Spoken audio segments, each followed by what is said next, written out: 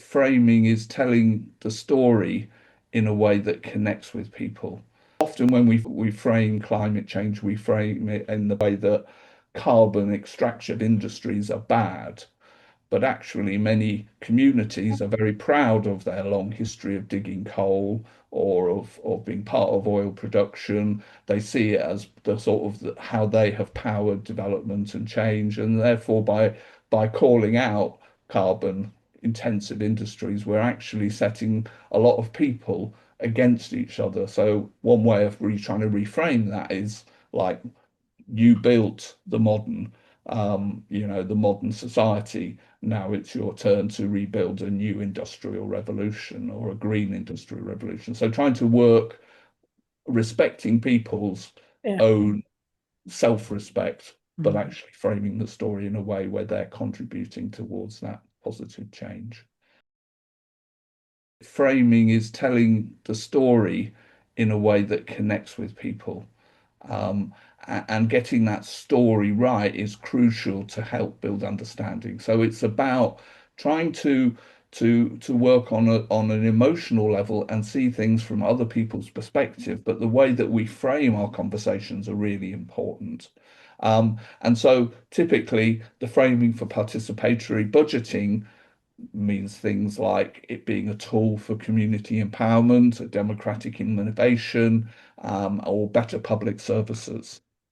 And it often focuses on themes like local people know best, the inclusivity of people who are generally marginalized or distant from power, about shared power, with some of the successful frames highlighting direct citizen control over funds, linking local needs to budgets, and fostering participation beyond traditional politics. And some of the key framings that have been used for PB over time is it's about empowerment and democracy. So it's about positioning PB as giving power back to communities, about strengthening democracies and building resilient and inclusive societies. Um, about building local expertise, emphasizing that residents understand their needs better than distant officials, so local people know their community best. Direct control, highlighting that citizens directly decide how part of the budget is spent, and it's not just being consulted upon that. Inclusive engagement, it's about targeting those who are usually excluded from having power over decisions. So some people might call that the poor or the isolated. So tangible results showing that PB leads to better services, whether that's around better health, around sanitation, or investment in basic services, and basically investment in building communities.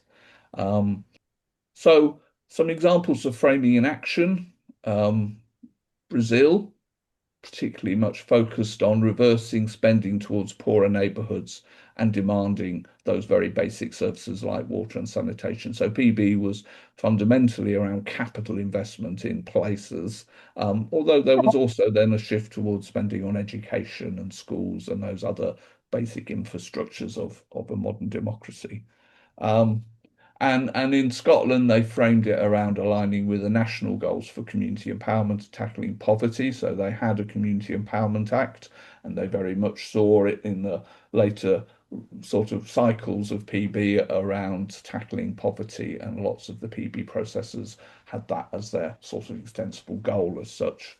And generally framing users local names. So we talked about not calling it participatory budgeting, but calling it something like Mm. Polmont decides or your Hastings, your say, or something like that. So being very clear about that and being very clear about the messaging about this is everyday's community control as such. Um, and why does it matter? Well, it encourages participation.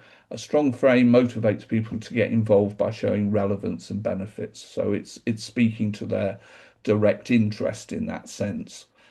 It builds support, so it can help secure political buy-in and differentiates PB from traditional top-down processes and explains success and failure how PB is framed affects its implementation outcomes, with some frames fostering deeper participation than other. And I know there is quite a lot of conversation, and I think it came out of the webinar on the bigger picture about what some people call the decaffeination of PB. So how it's moved away from its quite radical roots in Latin America with its deep culture of public participation and has ended up being something about a bit marginal on the side. It's about identifying that communities are the problem and they need a tool to be able to engage and seeing it in the sense of rather instrumental rather than actually empowering in that deep way. It's something you do to communities who have got a lack or a hole in some way rather than something that is actually about democratic empowerment. So I think that's all my slides on that, and I've just put a link and I'll see if I can copy it and put it into the chat in a minute. But that's a blog by Climate Outreach, and if you don't know Climate Outreach, they're a great organisation, and they've done a lot of stuff around reframing um, climate change in different ways. I might have said before, there's this phrase about who is hard to reach, and it's often used to define those marginalized or poor people, but actually, really, the really hard person to reach is the finance officer.